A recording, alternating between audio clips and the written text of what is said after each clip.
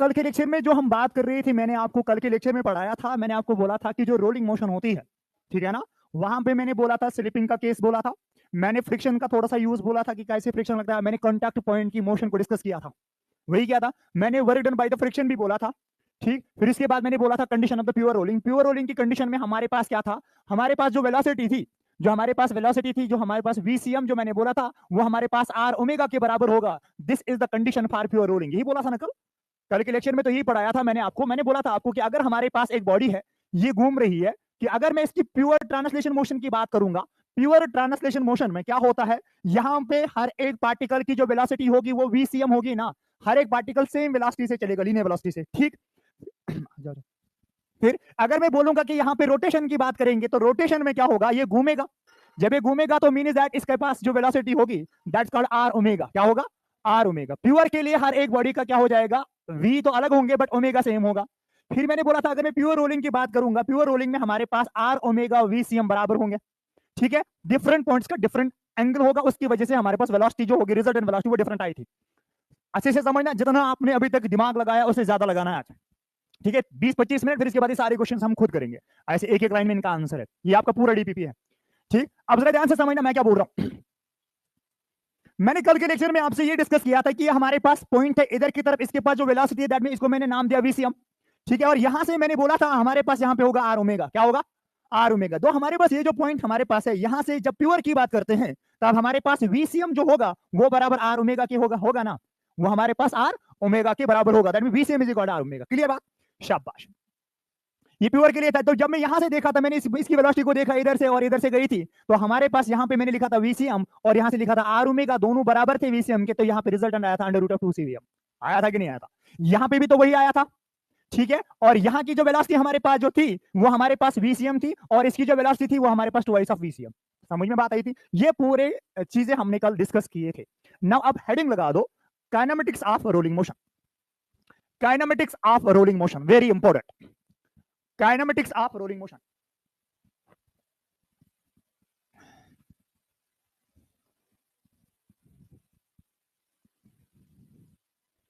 Kinematics of rolling motion, इसमें जो हमारे पास पहला जो है that's called as total energy. Total energy, पहली जो टर्म को हम डिस्कस करेंगे that's total energy. Total energy 20 minute का टॉपिक है, 20 मिनट में किसी की नजरें हिलनी नहीं चाहिए जब तक मैं डिराइव करूंगा चीज को, जब मैं समझाऊंगा। फिर इसके बाद एक चीज हम निकालेंगे जिसको हम ईटा बोलेंगे, उसी से ये सारे क्वेश्चन हो जाएंगे। फिर ठीक, समझना बात सिंपल है। मुझे बताओ कि जब हमारे पास एक बॉडी की बात करते हैं, हेडिंग हमारी पास है प्योर रोलिंग, बिकॉज हमें प्योर रोलिंग ही पढ़नी है।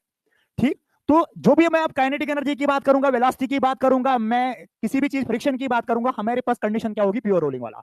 ठीक है, तो हमारे पास जब प्योर रोलिंग में क्या करते हैं, प्योर रोलिंग में मुझे पता है कि अगर मैंने एक बॉडी को लिया, इसको मैंने एक सरफेस पे रखा ऐसे, तो मुझे एक चीज पता है कि ये जो बॉडी जो है प्योर रोलिंग में, ये घूम भी रही है और चल भी रही है।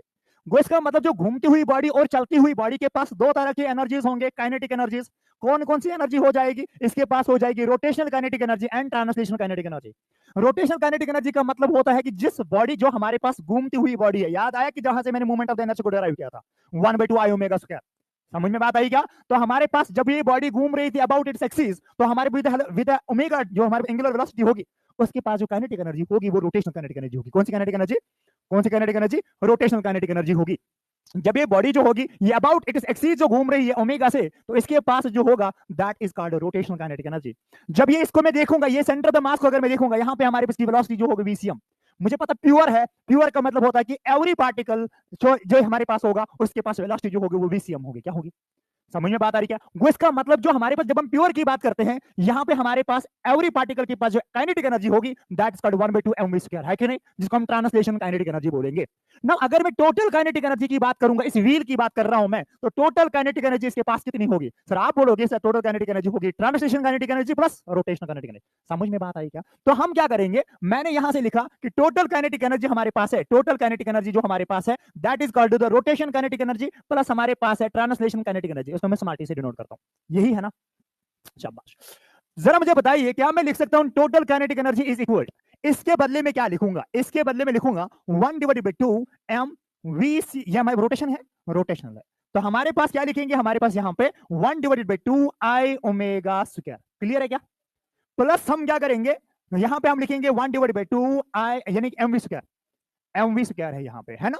तो यहाँ पे हमारे पास mvcm का स्क्वायर होगा ना, बिकॉज वेलोसिटी तो वही हमने ले ली। ठीक, समझना।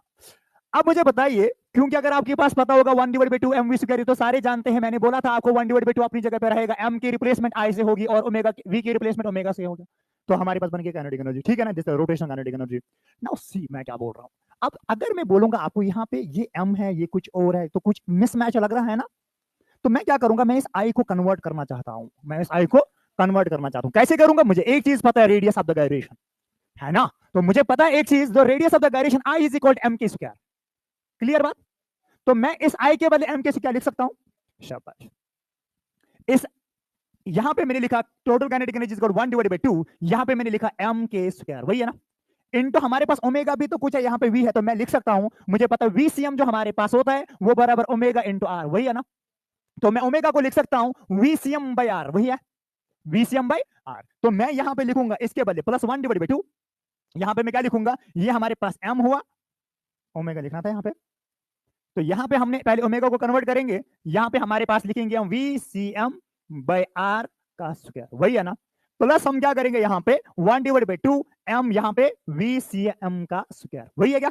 अब कुछ बन रहा है मेरे पास, देखो क्या, total kinetic energy is equal 1/2 m vcm square को मैं कॉमन ले सकता हूं ना, क्योंकि यहाँ पे भी है, यहाँ पे भी, इसीलिए तो किया। फिर इसके बाद अंदर क्या बचेगा, अंदर बचेगा हमारे पास k square by R square plus हमारे पास 1, वही है ना। where k is radius of gyration, where k is radius of gyration, where r is radius of the wheel, जो भी बॉडी हमारे पास है ना। तो हमारे पास यहाँ पे कुछ वैल्यू आया, what is this, this is the total energy, what is this, this is the total kinetic energy of the body, है ना। तो टोटल काइनेटिक एनर्जी, ये हमारे पास ये क्या होगा, ये हमारे पास क्या है, ये total energy, what is this, this is the translation kinetic energy. तो मैं लिख सकता हूं, अब हमारे पास कुछ आया मेरे पास, मैं लिखूंगा टोटल काइनेटिक एनर्जी जो हमारे पास है, total kinetic energy is equal to यहाँ पे ट्रांसलेशन काइनेटिक एनर्जी इनटू हमारे पास आएगा क्या, या one plus K square by are, generally किताबों ऐसे लिखते हैं 1 plus K square by R square. मैं पहले 1 लिखूं या बाद में 1 लिखूं, प्लस में कोई प्रॉब्लम नहीं है, ठीक है। तो हमारे पास क्या होगा, यहाँ पे हमारे पास ये वाला जो वैल्यू आया, अब जरा ध्यान से समझ लीजिएगा, मेरे पास क्या है, मेरे पास टोटल काइनेटिक एनर्जी प्लस यहां की हमारे पास, यहां पे हम लिख सकते हैं क्या, इसको मैं बोलूंगा ये हमारे पास ट्रांसलेशन काइनेटिक एनर्जी है ना, इज इक्वल किसके बराबर हो जाएगा, 1 plus K square by R square. ना ये तो मैं बना सकता हूं, बट मैं ये नहीं बनाऊंगा, क्यों नहीं बनाऊंगा, बिकॉज मुझे जब फ्रैक्शन में दिया जाता है, फ्रैक्शन दिया जाता है आपको ये डिवाइडेड बाय ये, बिकॉज अगर मैं बोलूंगा किस बॉडी के पास कितनी परसेंट ट्रांसलेशन काइनेटिक एनर्जी है टोटल में, तो मैं लिखूंगा ना translation kinetic energy divide by total kinetic energy. तो इसलिए ये total energy divide bye translation kinetic energy मैं उल्टा करके लिखूंगा, ताकि मेरे पास आंसर्स आ जाएंगे। क्वेश्चन पहले ही दिखा के रखूंगा, जिस क्वेश्चन का मैं आंसर बताना चाहूंगा, है ना। रोलिंग इंक्लाइन पर what is the ratio of the rotation kinetic energy total kinetic energy. इसलिए मैं इस क्वेश्चन को सॉल्यूशन देने के लिए मैं आपसे ये पूछ रहा हूं, इधर गया, ठीक है, ओके ग्रेट। अब क्या है हमारे पास, मैं उल्टा करके रखूंगा इसको, जब मैं उल्टा किया तो मेरे पास यहाँ पे बनेगा translation kinetic energy divide by total kinetic energy divide by total kinetic energy is equal to 1 divided by 1 plus K square by R square, वही है ना, 1 divided by K square by R square. अब ये पूरी कुछ बड़ी term नजर नहीं आ रही आपको, है ना। तो ये बड़ी टर्म कुछ आ रही है नजर, इसको मैं कोई अलग नाम देता हूं, आपकी मर्जी है जो आप देना चाहोगे, ठीक है ना। सिंपल है, यहाँ गामा दे दो, बीटा दे दो, कुछ भी दे दो, हम इसको नाम देंगे, हम इन टर्म्स ऑफ बीटा लिखेंगे, किसमें लिखेंगे, बीटा के टर्म्स में। तो हमारे पास जो रेशियो आया, हमारे पास जो रेशियो आया, क्या आया रेशियो, ये हमारे पास translation kinetic energy divided by total kinetic energy is equal to, यहाँ पे हमारे पास क्या बना, ये वाला वैल्यू जो होगा, ये हमारे पास बना ये वाला वैल्यू, जिसको हम बीटा बोलेंगे, क्या बोलेंगे, बीटा बोलेंगे।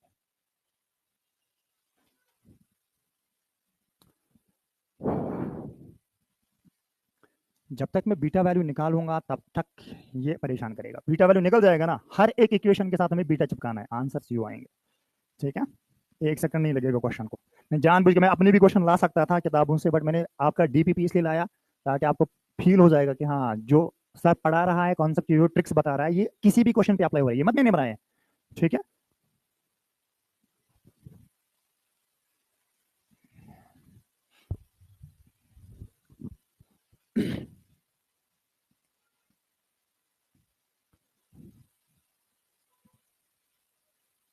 सिर्फ आपको बोलूंगा हम क्वेश्चन एक बनाएंगे जिसकी वजह से हमें beta value for the following figures का मिलेगा जो जनरली रोटेशन में यूज हो रहे हैं। ठीक है, आप किसी का भी निकाल सकते हैं, बट मैं निकालूंगा कुछ कुछ चीजों का। जरा लिखो पहले, कैलकुलेट वैल्यू ऑफ बीटा। अब आपको बीटा पता है ना क्या है, 1 divided by 1 plus K square by R square, are square by K square, K square by R square, K square by R square, है ना। Very good, great. लिखो calculate beta value, calculate beta value for ring comma hollow cylinder, hollow sphere, hollow sphere, disc, solid cylinder, solid cylinder लिखा गया, and solid sphere, sphere। देखो बेटा, अब पहले ring और hollow cylinder का सेम आएगा, because hollow cylinder is a collection of the rings, solid cylinder is a collection of the discs। तो solid cylinder और disc का आएगा सेम, रिंग और हॉलो सिलेंडर का क्या आएगा, सेम आएगा ना। तो हमारे पास हम इनका एक एक निकालेंगे, बाकी का मुझे पता है, ध्यान से समझना। आप निकालेंगे कैसे, मुझे सर पता, आपने बोला अभी कि जो हमारे पास बीटा वैल्यू जो है, beta is equal to 1 divided by कितना वैल्यू है, 1 plus K square by R square, वही है ना। तो इसका मतलब ये हमारे पास बीटा वैल्यू आएगा। जरा देख लीजिएगा, रिंग का निकालूंगा मैं पहले, रिंग का निकालूंगा, क्या वही होगा हमारे पास हॉलो सिलेंडर का भी। तो हमारे पास का रेडियस हमारे पास आर है, कितना है आर, इसका मास है एम, इसका मास है एम।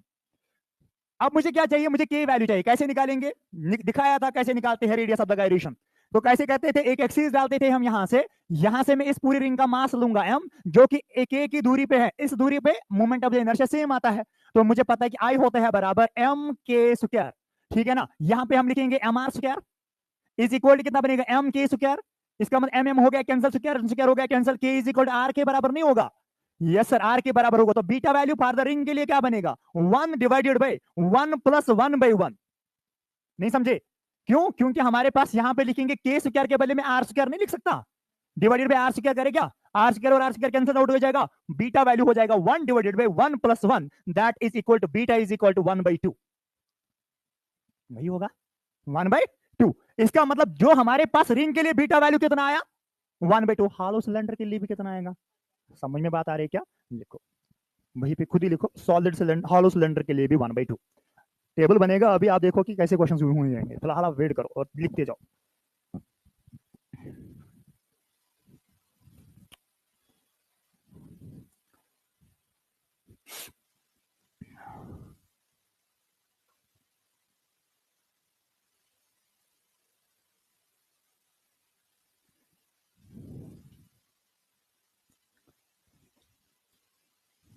अब किसका लिखेंगे हम, हॉलो सिलेंडर का लिखा ना, अब हम लिखेंगे हॉलो स्फीयर का, स्वीकेनेस में लिखना है, जिस स्वीकेनेस में मैंने बोला, क्योंकि इसका टेबल बनाना है। ये टेबल 2 दिन चलेगा, 2 दिन में ही फिल हो जाएगा फिर। तो क्या बोल रहा मैं, अब हम लिखेंगे, मुझे एक चीज पता चला, मुझे एक चीज पता चला, रिंग और हॉलो सिलेंडर का जो मेरे पास आया beta value, that is equal to 1 by 2, है ना, शाबाश। अब हम और आगे जाएंगे, हम लिखेंगे हॉलो स्फीयर, उसी का लिखना है ना, हॉलो स्फीयर। याद कैसे रखेंगे सर, याद ऐसे रखेंगे, पहले हॉलो वाले आते हैं, फिर इसके बाद सॉलिड वाले आते हैं, ठीक है ना। तो हमने क्या लिखा, पहले हॉलो स्फीयर का लिखा। कैसे लिखेंगे, मुझे पता है beta value is equal to 1 divided by 1 plus K square by R square होगा ना, ग्रेट। अब जरा मुझे बताइए कि जो हमारे पास यहां पे बीटा वैल्यू, इसके लिए के का वैल्यू कितना आएगा, इसके लिए के का वैल्यू कितना आएगा, सीधी बात है, इसका आई वैल्यू जो हमारे पास होगा 2/3 एम आर स्क्वायर। इसके लिए तो मोमेंट ऑफ द इनर्शिया पहले पता होना चाहिए, ठीक है ना। तो हमारे पास यहाँ पे हमारे पास और बनेगा M K square radius of the gyration में, तो मैं लिखूंगा 2/3 M R square is equal to कितना बनेगा, एम के स्क्वायर, है ना। इन्हीं को तो इक्वेट करना पड़ेगा, आप निकालना इनको अच्छे से सीक्वेंस में। तो ये क्या बनेगा, ये बनेगा रूट ऑफ 2/3 और R square is equal to the K, R बाहर आएगा, बनेगा root 2/3 is equal to the K. आया कि नहीं आया, शाबाश। अब इस आर का वैल्यू इस इक्वेशन में पुट करना है, क्या आएगा, beta is equal 1 divided by 1 plus under root of 2/3 into हो जाएगा आर स्क्वायर डिवाइडेड बाय हो जाएगा आर स्क्वायर, इसका भी हो जाएगा स्क्वायर। तो ये स्क्वायर एंड स्क्वायर हो जाएगा कैंसिल, ये रूट एंड कैंसिल हो जाएगा, b is equal to 1 divided by 1 plus 2/3, वही है ना। इसका मतलब beta is equal to 1 divided by 3 plus 2/3, that means 3/5, 3/5। तो बीटा वैल्यू जो होगा हमारे पास वो कितना बना, वो बना 3/5। Go beta value for hollow sphere का कितना आया, ये याद रखना है, पॉइंट्स में भी याद रखना है और ऐसे भी याद रखना है, ठीक है। क्वेश्चन देख रहे हो, 1/7, 3/7, कुछ ऐसा वैसा, 2/7, इनका सीधे आंसर बीटा वैल्यूज में है। अभी हम यहाँ पे पहुंचे नहीं, इसलिए मुझे ये ऐसा तो नहीं पढ़ाया जाएगा कहीं पे, इसलिए जो मैं पढ़ाऊंगा इस टाइम पे आपको नहीं मिलेगा कहीं पे। ये डिफरेंट वेज में अगर आप इनका सोल्यूशन देखोगे ऐप पे, ये आप ही का है ना ये, अगर आप इसका सोल्यूशन सर्च करना हो देखे देगा आपको पता नहीं 3-4 पेज इसका सोल्यूशन, ठीक है। इसलिए ये एक एक लाइन का सोल्यूशन है, बस बीटा वैल्यू आप सीख लो, बीटा वैल्यू निकल गया सारे क्वेश्चन आ जाएंगे। अब जरा ध्यान से समझने, क्या लिखा मैंने, बीटा वैल्यू 3/5, क्लियर है, शाबाश। तो मेरे पास हॉलो स्फीयर का आया 3/5, कितना आया। अब किसका निकालना, डिस्क का। डिस्क का और सॉलिड सिलेंडर का सेम आएगा, जरा लिख लो, beta value for disc, disc का। तो क्या बनेगा बीटा वैल्यू हमारे पास 1/1 plus K square by R square. अब पहला सेटअप हमारा होता है के को फाइंड आउट करना, के को फाइंड आउट करते हैं आई is equal to M K square से। अब मुझे डिस्क का पता होना चाहिए, डिस्क का M R square by 2 is equal to कितना बनेगा, M K square, M M हो गया कैंसिल, तो ये बनेगा R by root 2 is equal to K, है ना, आर का कैंसल आउट हो जाएगा और इसका रहेगा, तो बनेगा beta value is equal 1/1 plus इधर पे आर बाई रूट 2 का square multiplied by R square हो जाएगा, R square and R square cancel, beta is equal to 1/1 plus 1/2, तो beta is equal to 1/2 plus 1/2, that mean beta is equal 2/3, beta का value आ जाएगा 2/3, beta का value आ जाएगा 2/3। क्या वैल्यू आया बेटा, 2/3। क्या हॉलो सिलेंडर का भी, सॉलिड सिलेंडर का भी यही आएगा, तो डिस्क और सॉलिड सिलेंडर का सेम आया, डिस्क और सॉलिड सिलेंडर का सेम आया।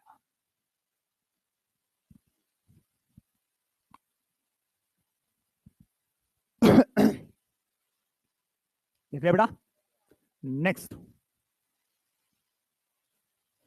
अब जरा ध्यान से समझ लेगा। अब हमारे पास है solid, solid sphere, solid sphere के लिए क्या होगा, beta is equal to 1/1 plus K square by R square. इसका मतलब यहां से ये हमारे पास I is equal to M K square, 2/5 M R square था ना, 2/5 M R square is equal to किसके बराबर, एम के स्क्वायर, एम और एम हो गया कैंसल, रूट 2/5 इंटू आर आएगा क्या,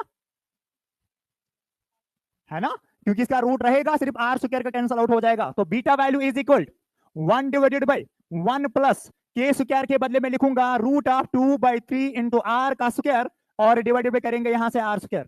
इसका मतलब beta is equal 1/1 plus 2/3 into R square by R square, वही होगा, तो ये कैंसल आउट हो जाएगा, रूट कैंसल आउट हो जाएगा इसका, 2/5 है क्या, ओके 2/5 हो गया, ठीक है। तो हमारे पास क्या बनेगा beta value, beta value is equal 1/5 plus 2/5, beta is equal to 5/7, कुछ ऐसा ही देखा था अभी ऑप्शन, देखा था ना, आंसर खुद आएंगे, बस आप बीटा वैल्यू याद करो। बीटा वैल्यू कितना बनेगा, 5 किसका, सॉलिड स्फीयर। अभी गेम खत्म नहीं हुआ, गेम चलेगी 2 दिन, कल भी चलेगा, ठीक है, ठीक है। और कोई भी क्वेश्चन आपको नहीं रहेगा कल, जब मैं लास्ट लेक्चर दूंगा कल, ऑलमोस्ट मैंने जो रोटेशन वाला पार्ट है वो सारे क्वेश्चन मैंने लाए इधर, सारे हैं, ठीक है। अब एक काम करो, अलग पेज ले लो, अलग पेज, उस पर टेबल बनाना है, वो टेबल जितना आप जल्दी याद करोगे उतना रोटेशन आपका स्ट्रांग हो जाएगा। अलग अलग अलग अलग अलग टेबल, अलग पेज पे, ये 2 दिन इसी टेबल पे फिल करना, जो हम यहाँ से रिजल्ट निकालेंगे उसमें फिल करेंगे टेबल में, ठीक है। तो मैं टेबल सिखाऊंगा कैसे बनाते हैं। अभी इस टेबल का आधा चीज खत्म हुआ, क्या खत्म हुआ मैं समझाता हूँ। अब यहां से हमारे पास दिखाता हूं मैं आपको कैसे बनाए, जैसे मैं बनाऊंगा वैसे बनाना। ये टेबल आप ऐसे, इसके नीचे कुछ नहीं लिखोगे, बस टेबल ऐसे बना के रखोगे आप। पहले में लिखोगे आप फिजिकल क्वांटिटी, पहले इसमें लिखोगे आप फिजिकल क्वांटिटी, फिर यहां से आप लिखोगे, मैं लिखूंगा यहां पे फिजिकल क्वांटिटी आएगा एक, दिस इज फिजिकल क्वांटिटी, ये हमारे पास हो जाएगा रिंग, हॉलो, सिलेंडर, इसीलिए सीक्वेंस में बोला था निकालने के लिए, ठीक है, हॉलो सिलेंडर। फिर इसके बाद यहां पे आएगा हमारे पास तीसरा, तीसरा क्या बोला था निकालने के लिए, तो हमारे पास यहां पे आया था हॉलो स्फीयर, फिर इसके बाद बोला था डिस्क, डिस्क और सॉलिड सिलेंडर, है ना, डिस्क एंड सॉलिड सिलेंडर। फिर इसके बाद हमारे पास आया था सॉलिड स्फीयर, सॉलिड स्फीयर।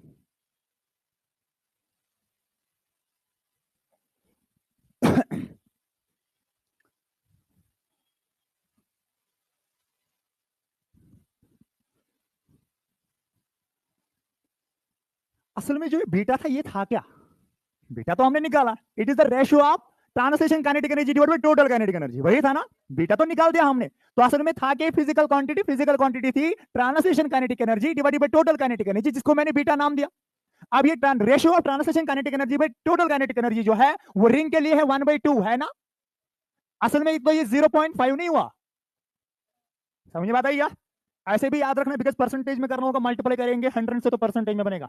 ठीक है, क्वेश्चन ऐसा भी है। सुनो मेरी बात दूसरी, इसका क्या बनेगा? हॉलो स्फीयर का, हॉलो स्फीयर का बना था शायद 2/3, 3/5। तो बीटा का वैल्यू जो बना 3/5, क्या आपको ये लग रहा है ये 0.6 है? अब समझने इसका आएगा 0.66। ये कितना था यहाँ पे? 2/3, 2/3, इसका मतलब 0.66, 0.2 तो करना 2/3 हो आएगा ना 0.66 अप्रोक्सीमेशन। अब इसके बाद ये कितना बनेगा यहाँ पे? 2/5, 5/7 का मतलब होता है 0.71 अप्रोक्सीमेशन आता है, ये 0.71 आगे चला जाता है, मैंने याद रखे हैं, तो इसलिए असल में इनका वैल्यू यही आता है। 5/7 का वैल्यू कितना हुआ? 0.7 समथिंग आता है, अप्रोक्सीमेशन 0.71 और 0.72 के बीच में आता है। तो हम लेंगे अब ये वाला वैल्यू, बिकॉज इसका यही वाला वैल्यू आता है। आई बात समझ? क्या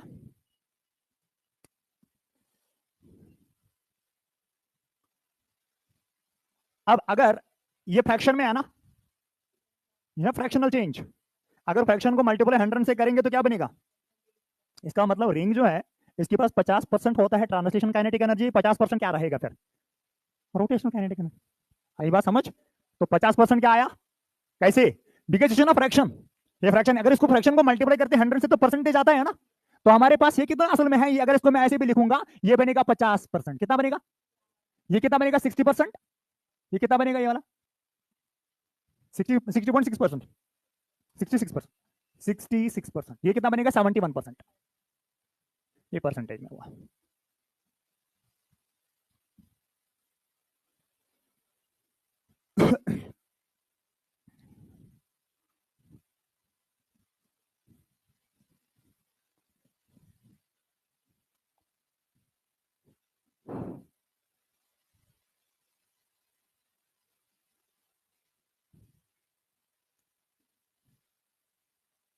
अब ये मतलब है इसका। अब मैं आपसे पूछ रहा हूं, ये अगर मैं आपको बोलूंगा एक बॉडी है जिसके पास 50% है ट्रांसलेशन काइनेटिक एनर्जी, बताइए कौन सी बॉडी है ये? रिंग।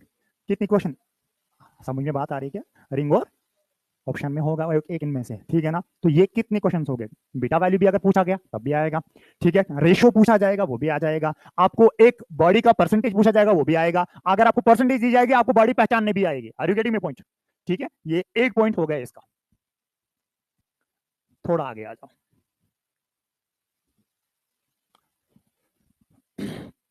इसको रहने दे यहीं पे, इसको हम बार बार देखेंगे।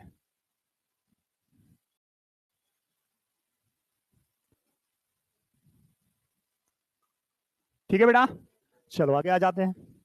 मुझे बोलो कि अगर हमारे पास यहां पे हमारे पास टोटल एनर्जी जो निकल गई, टोटल एनर्जी हमारे पास है किसके बराबर? Translation kinetic energy plus rotational rotational kinetic energy, वही है ना? Okay great. क्यों ना मैं इसको ऐसे करूं, मैं लिखूंगा इसको डिवाइड करूंगा टोटल काइनेटिक एनर्जी से, होल में कर दे क्या? ये 1 हुआ, 1 हुआ, तो 1 इज इक्वल टू, इसको बीटा बोले, plus K R divided by K T. क्या मैं इसको इस तरह ले जाऊं? 1 minus beta is equal to K R by K T. This is the ratio of translation in rotation kinetic energy बराबर टोटल काइनेटिक एनर्जी, वही तो 1 माइनस बीटा हुआ। अगर 50% translation kinetic energy, common sense की बात है, वो कितना बचेगा? 50 बचेगा ना, तो हमारे पास आंसर तो वही आएगा ना। तो हमारे पास ये चीज जो है, this is the ratio of rotation kinetic energy by total kinetic energy. नहीं समझे? ये तो नॉर्मल इक्वेशन मैंने लिखी है, इसमें मैंने कुछ नहीं किया, बस ये चीज बनाने के लिए हमने ये वाला किया। अभी आसान टाइम टाइम हो जाएगा, ये आसान बनता जाएगा। इसको लिखो, बस आपको लिखने की जरूरत नहीं, वो हम सारा टेबल में करेंगे, बस आप इसको सिर्फ लिख लो अलग। टेबल वाले पेज पे आप कुछ नहीं लिखोगे। 1 माइनस बीटा इज इक्वल के R by K T. 1 minus beta is equal के आर बाई के टी। इसको क्या बोलेंगे? Ratio of rotational kinetic energy divide by total kinetic energy. इसके बराबर होती है 1 माइनस बीटा। बीटा क्या है? 1 divided by 1 plus K square by R square, वही है ना, के square by R square, K square by R square. तो हमारे पास आया रिजल्ट, फुल पेपर लिख के आ जाओ, उसको कंप्लीट करके आ जाओ। अब अगर हम ये बोलेंगे यहां पे हमारे पास के आर बाई के टी, क्या ये हमारे पास होगा बराबर 1 माइनस बीटा? जरा मुझे बता दो फिर रेशियो ऑफ के आर बाई के टू रिंग के लिए क्या होगा? 1 माइनस 1/2 होगा ना। ये थोड़ा थोड़ा कम कम लिखेंगे ताकि आपको समझ आ जाएगा पूरा। ये सारा टेबल ही है। फिर 1 माइनस 1/2 दैट मीन्स वो बनेगा 1/2 is equal to 0.5, that means percentage में लिखेंगे तो 50%। यहां पे 1 minus 3/5 that is equal to 5 minus 3 2/5, वही होगा ना। 2/5 का मतलब होता है 0.4, दैट मीन्स 40%। नेक्स्ट देख लेते हैं, यहां से क्या बनेगा? 1 minus 2/3 that means 3 by minus 2/3 that means 1/3 है ना। 1/3 का मतलब होता है 0.33 है ना। तो इसका मतलब 33%, 33 पॉइंट समथिंग आ जाएगा ना ये ना, आगे जाएगा। 66 में से एक निकाल दो, कितना बनेगा? वो बनेगा 34% है ना, अप्रोक्सीमेशन। क्योंकि इसका भी आधा परसेंट कम होगा ना, ज्यादा होगा इसका आधा परसेंट और होगा तो बनेगा, बिकॉज ये फ्रैक्शन में आ जाएगा ना। शॉर्टन वालों 100 में से 66 निकाल दो, कितना बचेगा? 34 आएगा ना, 34 आएगा। तो वही मैंने बोला। अब यहां से बताइए क्या आएगा ये वाला वैल्यू? ये वाला वैल्यू हमारे पास बनेगा 1 minus 5/7 that mean 7 minus 5/7 that mean 2/7 है ना। 2/7 का मतलब होता है 28 लगभग, ऑलमोस्ट 0.28। तो इसका मतलब 28% हो जाएगा ये, बिकॉज मैंने बोला था ये 70 पॉइंट समथिंग आ रहा है। तो इसका कितना बनेगा? 28%। कितना? 28%। अगर आप ऐड करोगे, देखो किसी बॉडी के पास अगर 100% काइनेटिक एनर्जी है, energy neither be created nor be destroyed, अगर बॉडी के पास पूरी की पूरी 100% काइनेटिक एनर्जी है, उसमें से ट्रांसलेशन कुछ आधी होगी और हमारे पास रोटेशन कुछ आधी होगी। तो हमारे पास अगर मैं रिंग की बात करूंगा, रिंग के पास 50% ट्रांसलेशन है, 50% क्या रहेगा? फिर रोटेशन रहेगा ना। तो हमारे पास अगर हॉलो स्फीयर की बात करते हैं 60% अगर ट्रांसलेशन है तो 40% क्या रहेगा? रोटेशन। तो अगर मैं बोलूंगा यहाँ पे 66% है, यहाँ पे कितना बनेगा? 34%। यहाँ पे 71 पॉइंट समथिंग आ जाएगा, दैट मीन यहाँ पे बनेगा 28%। समझ में बात आई क्या? तो ये हमारे पास जब हम टोटल एनर्जी को देखते हैं, टोटल एनर्जी 100% आ जाएगा। क्लियर बात? समझ में बात आई क्या? ये हमारे पास बीटा वैल्यूज है। तो अगर आपको याद रखना होगा, आप याद कैसे रखेंगे? पहले बीटा वैल्यू जाएगा 0.5, 0.6, 0.66, 0.71, वही आएगा ना। तो पहले ऑर्डर में क्या लिखना है? पहले लिखनी है हॉलो वाले, फिर इसके बाद लिखनी है सॉलिड वाले। तो पहले हॉलो में आएगा रिंग और हॉलो सिलेंडर, फिर इसके बाद आएगा हॉलो स्फीयर, फिर इसके बाद आएगा डिस्क, फिर इसके बाद आएगा सॉलिड स्फीयर, डिस्क के साथ आएगा सॉलिड सिलेंडर। समझ में बात आ रही क्या? ये हमारे पास टेबल है, फिलहाल इतना टेबल चलता जाएगा। क्लियर? Very good.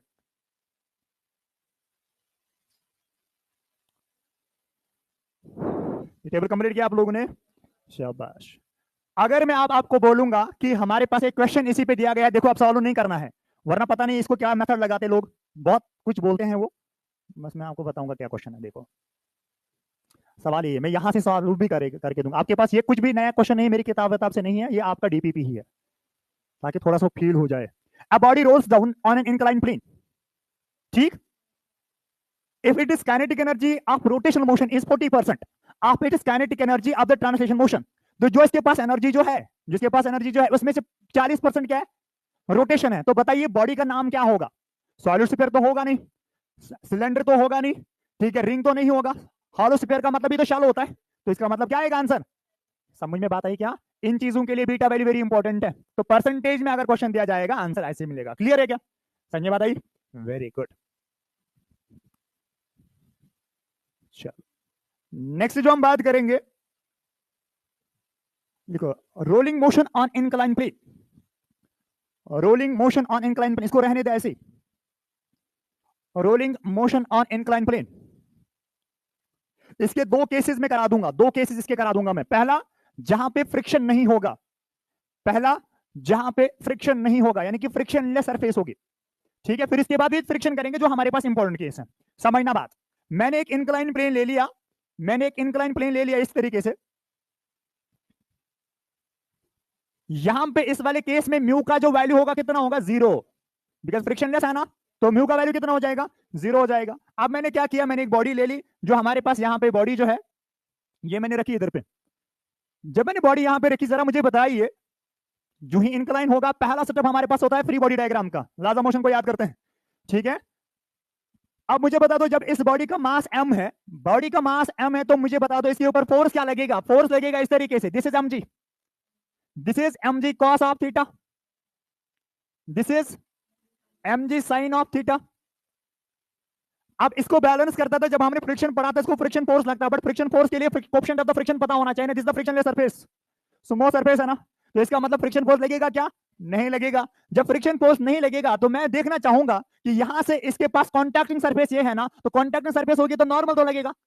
तो नॉर्मल को कौन बैलेंस कर रहा है यार, नॉर्मल को बैलेंस करेगा यहाँ पे mg cos थीटा, करेगा नहीं करेगा, करेगा सर। मुझे बता दो mg sin थीटा जो हमारे पास है, mg sin थीटा को कौन बैलेंस कर रहा है, मास into acceleration, every net force equal मास इनटू एक्सेलरेशन। अरे भाई अगर ये घूमेगी नहीं बट स्लाइड तो करेगी ना, इसके पास pure rotation, pure translation motion तो करेगा, इसके पास एक्सेलरेशन तो होगी, एक्सेलरेशन हर एक पार्टिकल की तो सेम होगी।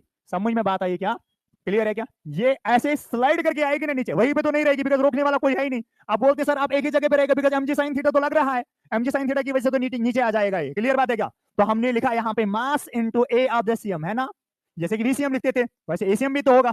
तो मुझे पता है m और m क्या हुआ, कैंसर। तो ACM जो हमारे पास वेरी इंपॉर्टेंट, किसके बराबर होगा, g sin थीटा। कुछ ऐसा लग रहा है, कोई एक क्वेश्चन दिखाया था पहले, ठीक है, ऐसा ही लग रहा था, बट उसका आंसर ये नहीं है, ठीक है।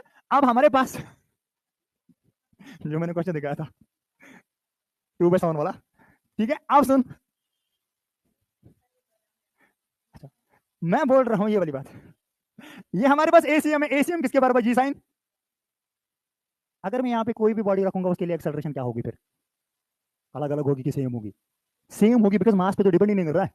बॉडी बड़ी रखूं छोटी रखूं कुछ भी रखूंगा, दैट मींस एसीएम जो होगा वो ईच एंड एवरी बॉडी के लिए सेम होगा ऑन एन इंक्लाइन प्लेन, जब हमारे पास बॉडी होगी स्मॉल। अब आपसे पूछा जाएगा सवाल, देखो वो कैसे बेवकूफ बनाता है आपको, फिर बोलते हैं नी टफ है। वो बोलेगा आपको मैंने रखा यहाँ पे solid sphere and hollow sphere रखा, सॉलिड स्फीयर आपको भारी लगता है, सीधे दिमाग में आता है आयरन वाली बॉल, ठीक है ना। फिर इसके बाद बोलता है हॉलो स्फीयर हमारे पास है टेनिस बॉल। फिर इसके बाद बोला जाता है कि बताओ जल्दी किस की एक्सेलरेशन ज्यादा होगी नीचे आने में, अरे किसी की नहीं, दोनों की तो सेम ही होगी। समझ में बात आ रही क्या, दैट मींस हम बोलेंगे जब हमारे पास बॉडी जो होगी स्मूथ सरफेस पे होगी, कहां पर होगी, स्मूथ सरफेस पे होगी, हर एक की एक्सेलरेशन क्या होगी, हर एक की एक्सेलरेशन होगी सेम। लिख लो, तो इसको लिखने के बाद इसको पहले लिख लो,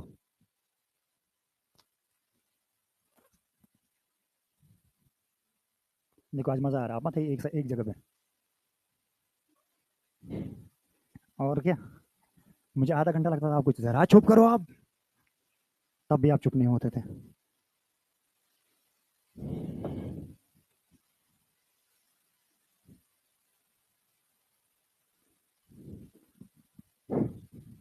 हो गया, देखो ऑन स्मूथ सरफेस, इसको तो मुझे करना नहीं है कुछ, बिकॉज ये वर्टिकल लग रहे हैं। mg sin थीटा को बैलेंस करेगा m, यानी कि नेट फोर्स होता है मास इनटू एक्सेलरेशन, तो यहाँ पे हमारे पास ACM हो जाएगा g sin थीटा।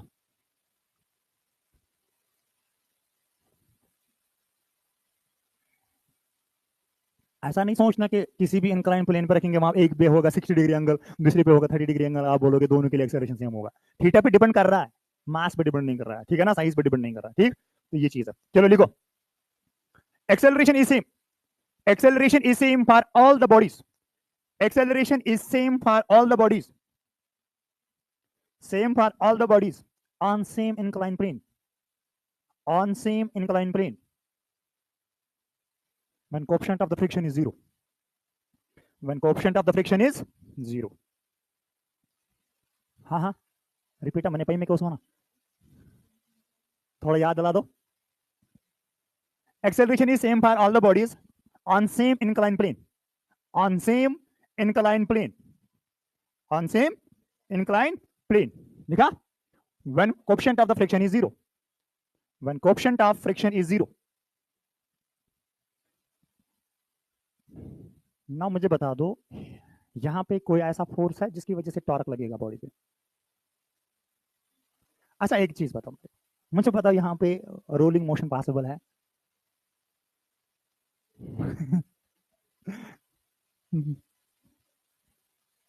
क्यों, टॉर्क क्यों नहीं लगेगा, फोर्स तो लग रहा है।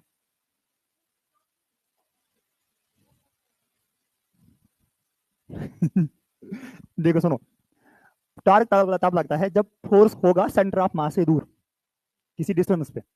mg sin थीटा लग रहा है फोर्स, ये टॉर्क प्रोड्यूस नहीं कर पाएगा। रीजन ये है कि ये सेंटर ऑफ द मास के अलोंग ही तो लग रहा है, नॉर्मल भी तो लग रहा है, नॉर्मल भी सेंटर ऑफ द मास के थ्रू पास हो रहा है। mg sin cos थीटा भी लग रहा है, बट ये भी सेंटर ऑफ द मास के थ्रू पास हो। इनमें से कोई फोर्स ऐसा नहीं है जो कि टॉर्क क्रिएट कर सकता था। इसमें एक ही फोर्स टॉर्क क्रिएट कर सकता, वो था फ्रिक्शन, बिकॉज वो एज पे लगता, सेंटर ऑफ द मास है आर की दूरी पे, बट फ्रिक्शन नहीं है तो टॉर्क नहीं लगेगा। समझ में बात आ रही क्या? अब जरा देख लीजिए, यहां पे मैं बोलूंगा कि इतना समझ आया क्या? Good, that is whenever force is passing through the center of the mass, ठीक है, there is no production of the torque. Point लिख लो पहले। Whenever force passes through the center of the mass, whenever force passes through the center of mass, there is no possible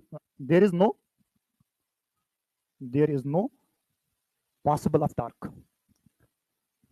torque नहीं लगेगा। ठीक, अगर torque नहीं लगा, जरा मुझे बताइए क्या इस रिंग का मोमेंट ऑफ द इनर्शिया होगा?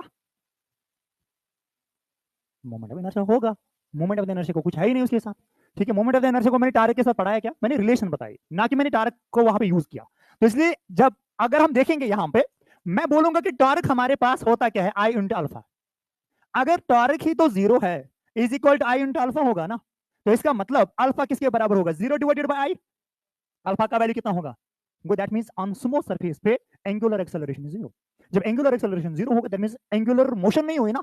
जब एंगुलर मोशन नहीं हुई तो दैट मींस इसके पास 100% क्या होगा? फिर ट्रांसलेशन मोशन। समझ में बात आ रही है क्या? कंडीशन सब पहचान में आएंगे अगर क्वेश्चन ऐसे दिए जाएंगे तो। लिखो, torque is equal I alpha, smooth है, मैंने रीजन भी बताया कि क्यों नहीं लग रहा है, टॉर्क का वैल्यू जीरो हुआ, आई अल्फा के बराबर हो जाएगा, alpha is equal to zero divide by I, alpha का वैल्यू हो जाएगा जीरो। समझ कुछ आया? अब सुन, वो यहां पे एंगुलर एक्सेलरेशन का वैल्यू क्या है? जीरो है, तो स्मूथ सरफेस पे एंगुलर एक्सेलरेशन का वैल्यू जीरो है। तो ये वैसा ही केस हुआ ना जो हमने पढ़ा था, अल्लाह से। तो दैट मींस यहां पे फुल क्या होगी? फिर 100% होगी यहां पे कौन सी energy? Translation kinetic energy. That means total kinetic energy इस टाइम पे किसके बराबर होगा? ट्रांसलेशन एनर्जी के बराबर। ट्रांसलेशन एनर्जी जो होगा वो 100% होगा, वही पे लिख के रखो।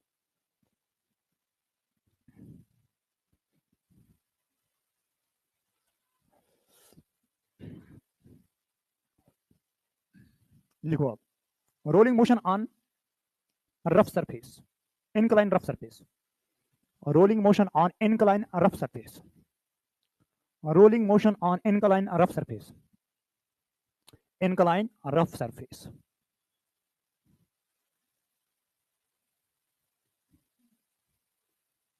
सुनो मेरी बात, अब थोड़ा सा खेल में ट्विस्ट आएगा, देखो।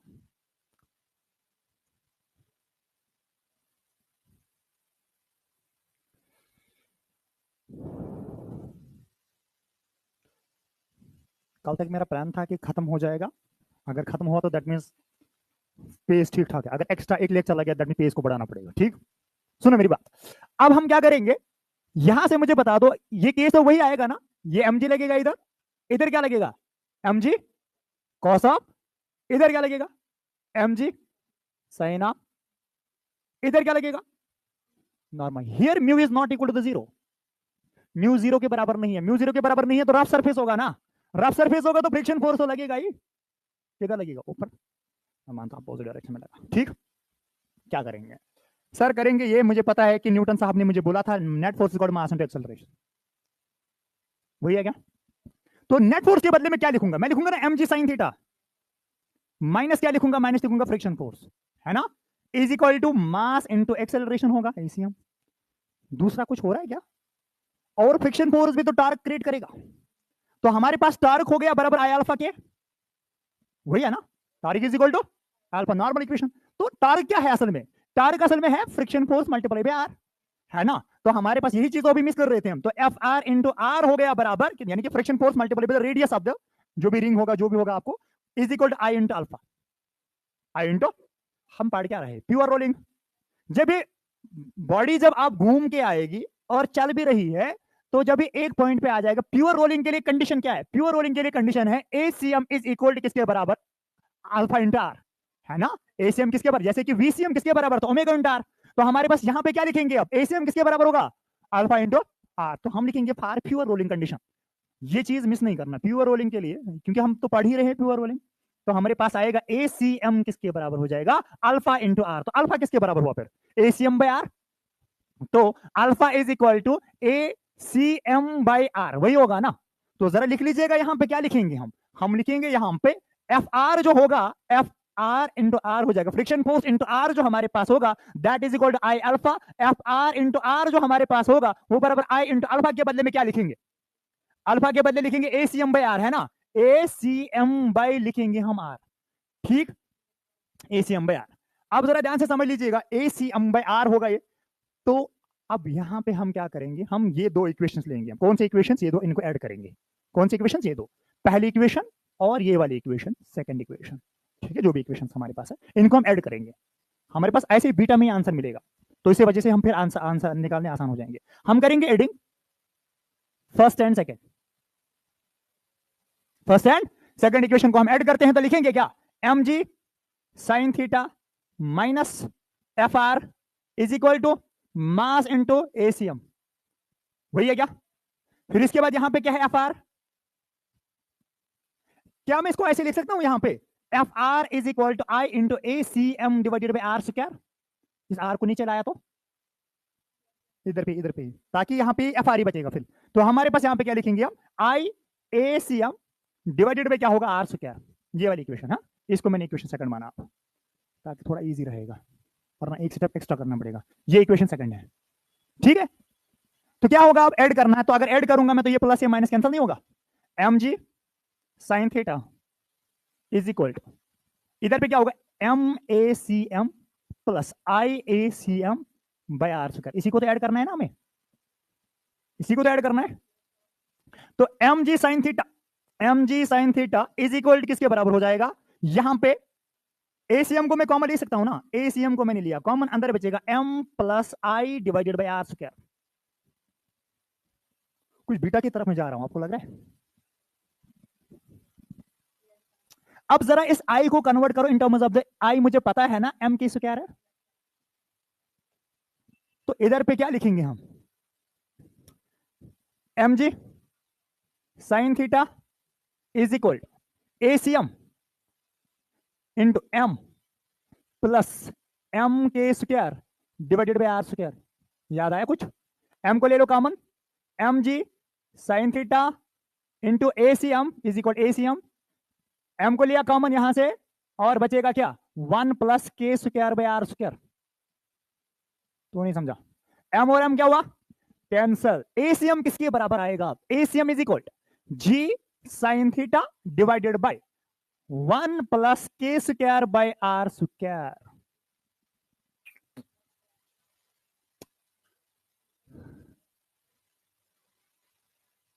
ये बीटा है कि 1 बाय बीटा है, हमने बीटा को बोला था 1 divide by 1 plus K square by R square, पूरा याद रखो, गलत हो जाएगा। बीटा हमारे पास ये था 1 divided by 1 plus K square by R square, पूरा याद रखो। जब इंसान शॉर्टकट करता है उसमें मेमोराइज करना पड़ता है बहुत सारी चीजें, ठीक। तो हमारे पास यहां पे ये 1 बाई बीटा है कि बीटा है, अब 1, ये वाला टर्म, ये भाई 1 बाई बीटा है ना, क्योंकि बीटा हमारे पास है 1 डिवाइड बाई के 1 plus K square by R square, ये सिर्फ 1 plus K square by R square है। नहीं समझे तो मुझे बता दो, इधर पे मैं लिख सकता हूं ACM is equal to G sine theta divided by 1 by beta लिख सकते हैं ना, ये बीटा आप ऊपर आ जाएगा। अगर आप बीटा मानोगे, आप जी साइन थीटा को डिवाइड करो बीटा से, तो ऐसे मल्टीप्लाई हो जाएगा। तो ACM जो हमारे पास होगा, ACM इज इक्वल टू कितना आएगा, जी साइन थीटा इंटू क्या आ जाएगा, बीटा। वेरी गुड, ग्रेट, याद आपको यही रखना है। अब सर इतना कौन करेगा, मैं बोल रहा हूं अब आपको, अब लास्ट लाइन, जिसके बाद आप कुछ याद नहीं रखना है। जहां पर जी होगा ना, रोलिंग मोशन में, प्योर रोलिंग में, फ्रिक्शन के प्रेजेंस में, वहां पर बीटा को मल्टीप्लाई कर दो। जी आ रहा है ना, जी साइन थीटा, मल्टीप्लाई क्या करोगे, बीटा। 2GH आ रहा है ना, मल्टीप्लाई क्या करोगे, बीटा से। हाइट आ रहा है ना 2GS, ठीक है ना, मल्टीप्लाई क्या करोगे, बीटा से।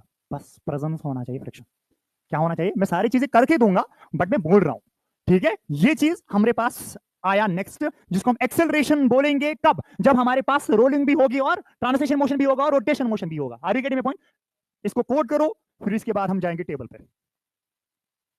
आया क्या, जो मैं बोल रहा हूं उसको थोड़ा सा अपने लैंग्वेज में भी लिखा करो। मैंने बोला जहां पर जी होगा वहां पर बीटा से मल्टीप्लाई होगा। देखो बेटा अब क्या पढ़ेंगे हम पढ़ रहे हैं काइनेमेटिक्स ऑफ रोलिंग मोशन। तो पहला हम यहां पे आप लिखेंगे ए ऑफ सेंटर एसीएम किसके बराबर है, जी साइन थीटा इंटू बीटा। क्या बोलेंगे हम इधर पे, इसका क्या है, अब इसका रिंग का लिखो, जी साइन थीटा क्या आएगा, यानी कि एक्सेलरेशन क्या आएगी, जी साइन थीटा डिवाइड बाय 2।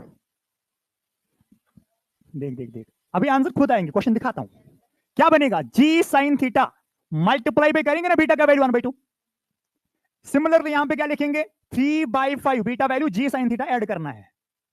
ठीक है, तो यहां पे क्या हो जाएगा, यहां पे हो जाएगा 2/3 और जी साइन थीटा, यहां पे क्या हो जाएगा 5/7 जी साइन।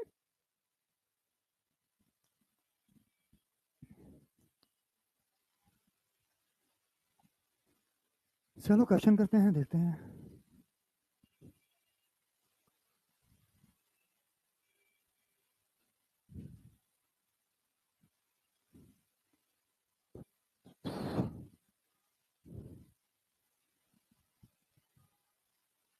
टेबल पे नजर है क्या, आंसर क्या आएगा,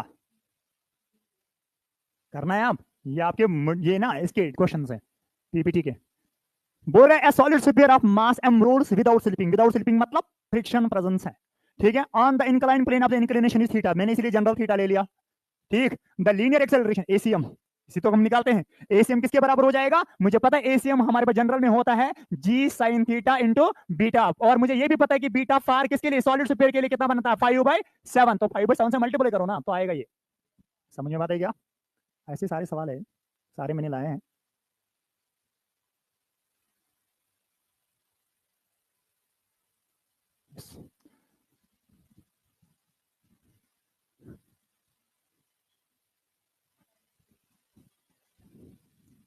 A solid cylinder is rolling down on inclined plane of inclination is 60 degree, 60 degree inclination है, that mean G sine theta बाद में देखेंगे, 60 डिग्री, 60 डिग्री का मतलब √3/2 है ना, √3/2। और हमारे पास बीटा का वैल्यू कितना है, बीटा का वैल्यू किसके लिए है, सॉलिड सिलेंडर है ना, सॉलिड सिलेंडर मतलब डिस्क, डिस्क का कितना आ रहा था 2/3, 2/3 इसका मतलब 2 हो गया कैंसल, रैशनलाइज कर दो, जी √3/3 दैट मीन मल्टीपल बाय √3 है ना, और डिवाइड भी क्या करेंगे √3, ये और ये दोनों कैंसिल हो, रूट जी बाय √3 आया क्या, और सॉल्व करना पड़ेगा।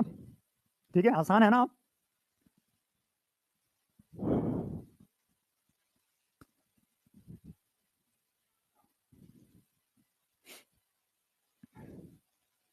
मॉड्यूल्स पे सवाल है, मॉड्यूल्स पे ही सॉल्व करना घर जाके, यहां से बस सीख के जाओ और अप्लाई करना सीख लो, ठीक है, शाबाश।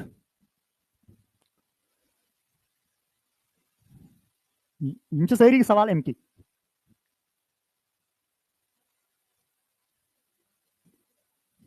हूप मतलब रिंग, ठीक है, मुझे भी खुद नहीं पता था, कल सर्च करना पड़ा, सही बोल रहा हूँ ना मैं, मैंने सर्च किया, मैंने जो क्वेश्चन देखा मैं ये इनमें से तो कोई ना कोई बॉडी होगी, ये क्या ऑप्शन में देख रहा हूँ सारों की सही है, तो मैंने भी सर्च किया। अब बताइए क्या आएगा, जी/2 30 डिग्री एंगल है ना, मगर जी/4 आएगा, g sine theta 30 degree into beta वही है ना, एसीएम, तो एसीएम का वैल्यू कितना हो जाएगा, जी/2 आएगा ना, ये मल्टीप्लाई बाय 1/2 है ना रिंग का, तो ए सेंटीमीटर एसीएम कितना बनेगा जी/4, बीटा का वैल्यू 1/2, और जी/2 तो ऑलरेडी 30 डिग्री की वजह से आया ना, तो हमारे पास बनेगा ये वाला वैल्यू, दूसरा कर दो यही पे ये वाला, थिन सर्कुलर डिस्क है, यूनिफॉर्म सर्कुलर डिस्क, डिस्क का मतलब होता है, डिस्क का कितना बनेगा 2/3, 30 की वजह से बनेगा सिंपल ये जी/2। अब बीटा वैल्यू बताओ ना, बीटा वैल्यू फॉर डिस्क 2/3, 2 हो गया कैंसर, जी/3 आएगा ना फिर, है कोई ऑप्शन, यस दोनों है। अगर आप इनका सोल्यूशन देखोगे ना किताब पे या किसी जगह पे ऐप वगैरह पे ऐसे क्वेश्चन का, वो बहुत लंबा देते हैं, पता नहीं क्या क्या करवाते हैं वो।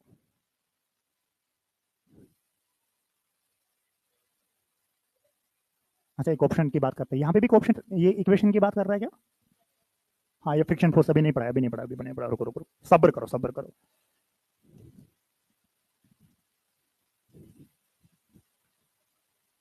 इसको क्या हो गया,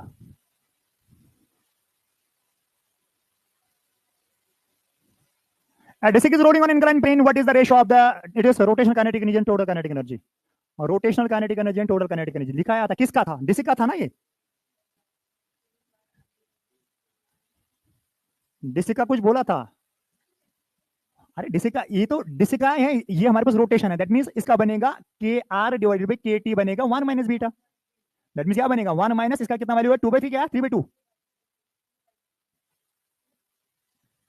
2/3, बस ये वाले वैल्यू आपको पता होने चाहिए, बीटा वैल्यू जो हमने निकाले हैं 2/3, तो क्या बनेगा? 3 माइनस 2/3 दैट मीन 1/3, 1:3 आएगा ना? हमको क्या सवाल है, इससे ज्यादा क्या पूछेगा ये?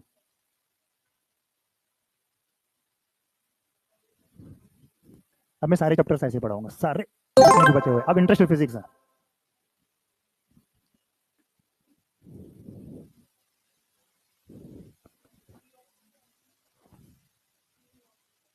फिर डी ऑप्शन का आंसर नहीं होगा।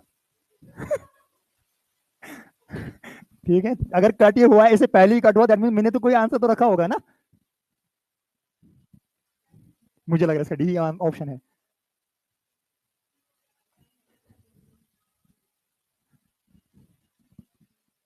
A solid sphere rolls down two different inclined planes of same height but different inclination in both the cases. तो हमारे पास क्या बोल रहा है? सॉलिड स्फीयर रोल डाउन कर रहा है in the two different incline planes, two different incline planes है, अब same height, inclination same height है, इंक्लिनेशन है, तो हमारे पास but different in inclination in the both the case, speed and time of ascent descent will be same. Different होगा, very good, ये तो नहीं आंसर है। फिर इसके बाद दूसरा क्या बोल रहा है? Speed will be the same but time of the descent will be different, अलग होगा। फिर इसके speed will be different but time of the descent will be the same. इसका क्या मसला हुआ? अगर ये कौन सा क्वेश्चन है? Question number 19। क्वेश्चन नंबर 19 आपके उस पे होगा, जो चौथा वाला ऑप्शन होगा वो आंसर है, डिफरेंट होगा, ऐसा कुछ होगा। अब खुद ही बोलेंगे हम। हमने यहां से क्वेश्चन देखे क्या? वर्टिकल हाइट है, हाँ ये वाला क्वेश्चन है।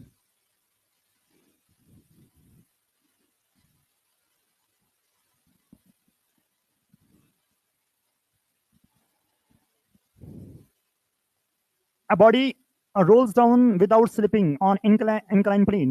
The fraction of the total energy associated with the rotation will be, किसके बराबर होगा?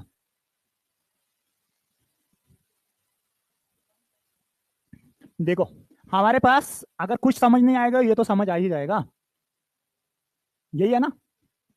टोटल एनर्जी से डिवाइड किया था क्या?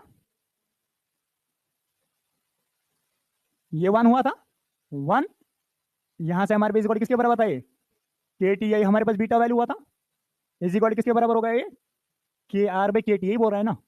इसका मतलब मुझे पता है कि ये वाला वैल्यू जो हमारे पास होगा, ये 1 माइनस बीटा है, 1 minus beta, that mean 1 minus beta is equal to K R by K T. What is the value of beta? 1 minus 1 divided by, इसका वैल्यू था 1 plus K square by, solve करो, that mean इसका solution करके इसका are square ऊपर आ जाएगा, R square यानी कि के स्क्वायर ऊपर है न्यूमरेटर में, तो आंसर इज दिस।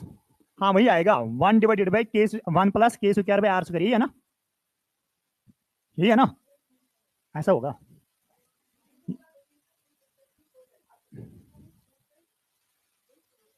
मतलब उल्टा, हाँ दैट मीन्स 1 डिवाइडेड बाई, ये हमारे पास अगर उल्टा करके सोचेंगे दैट मीन न्यूमरेटर में ही तो चेंज आ जाएगा ना।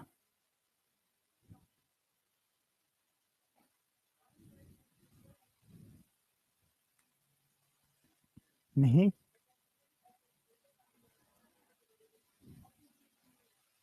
ये बनेगा असल में इस तरीके से, ये बनेगा ना, ये बनेगा 1 divided by 1 plus K square by R square, तो जनरली है ना केस, तो इस तरीके से अगर मैं काइनेटिक प्लस दिस करता तो ये बनता R square divided by R square plus K square. अभी उल्टा पूछ रहा है ना, तो देन के स्क्वायर ऊपर आना चाहिए और आर स्क्वायर नीचे आना चाहिए, ये वाला ऑप्शन होगा।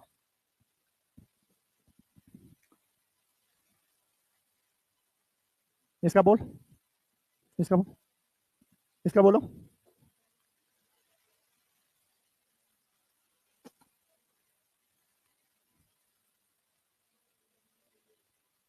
ठीक है ना? इसका क्या बना था? 5/, शायद किया था ना बी वाला समझ। ओके, नेक्स्ट जो हमारे पास है, जो आप पढ़ने जा रहे हैं हम, दैट इज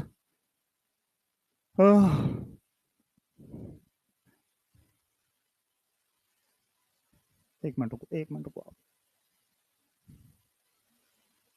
फिर भूल जाएंगे हम। जरा इस क्वेश्चन का आंसर बोलो पहले। ये हमने ऐसे क्वेश्चन सब निकाल किए थे। कौन सा था? ऊपर जाएगा ज्यादा, फिर कम, फिर उसे कम। दैट मीन सबसे ये वाला, ठीक। ये आपके डीपीपी में था इसलिए लाया। इसको बोल। ये भी सेम ही सवाल जो कल पढ़े थे हमने।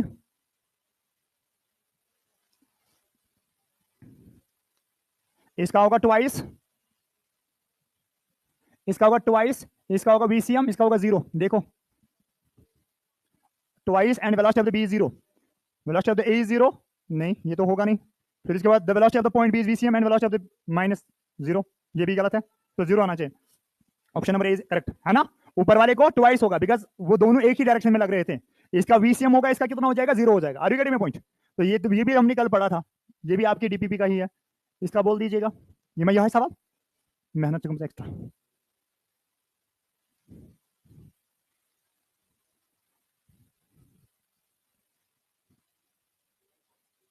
कल डिराइव भी किया था इस रिलेशन को, twice V cos theta by two, cos theta by two, है ना।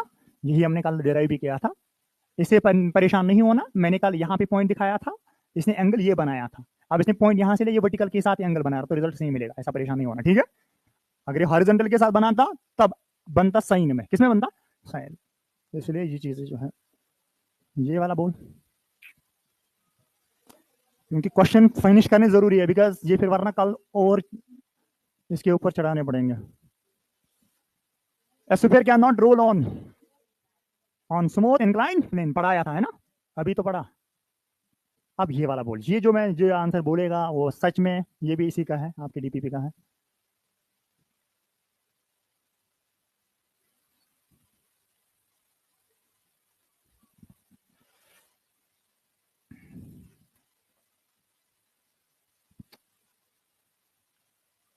इसमें लिटिल एक कॉन्सेप्ट,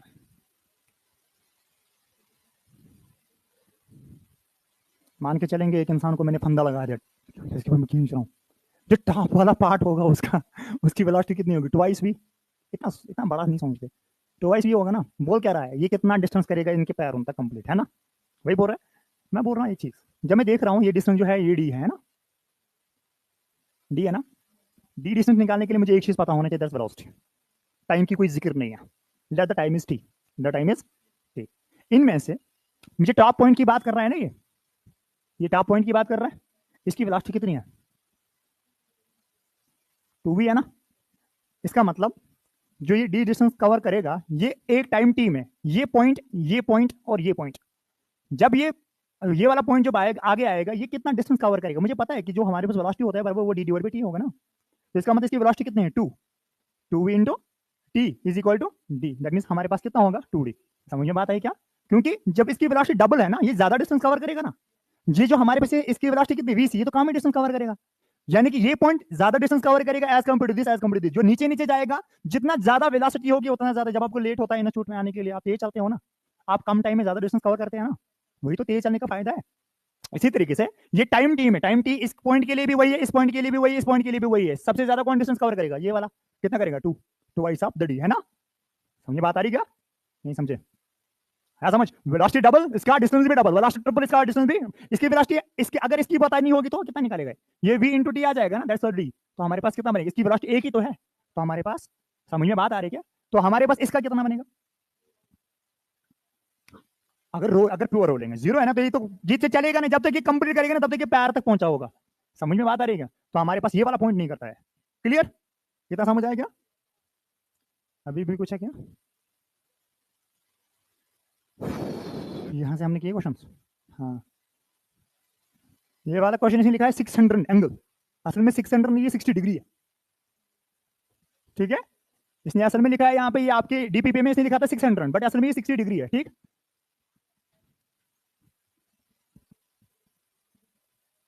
बेसिक का कितना एंगल है? 60 डिग्री, जी साइन थीटा। हाँ, दैट मींस बनेगा जी इंटू रूट 3/2 आएगा ना, ये मल्टीप्लाई पे कितना है, ये वाला वैल्यू है, ये ना रोल, ये तो हो गया। रोलिंग के लिए कितना है? ये बीटा का वैल्यू 2/3, 2 कैंसल, वही रैशनलाइज करके √3 जी/√3, है ना। क्या समझ सकता हूँ? हाँ, शायद यही किया है। ओके, और कुछ है क्या इसमें? देख लो, अभी है सवाल, बट